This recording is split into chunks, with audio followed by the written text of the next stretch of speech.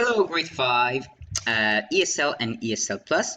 So this is going to be a small activity that you're going to do for the last week, and it's called I Remember.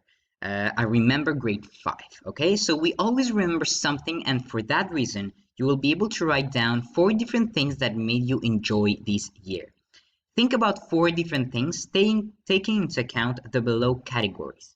So in the classroom or at the school, personally, projects and friends. So here I want you to give me an example of something that you did in the classroom or in the school that you remember and that you really enjoyed.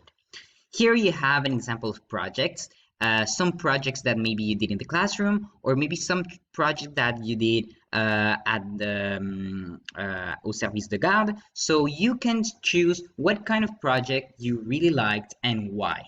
And here you have personally, so something that you enjoyed, that you developed during this during grade 5. How do you feel something that you actually improved on?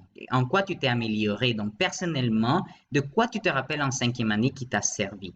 And here I wrote friends. So, do you remember something that you did with your friends? Do you remember creating new friendships? Or do you remember something special with your friends? So, what I want you to write on these 4 categories are things that you remember from grade 5.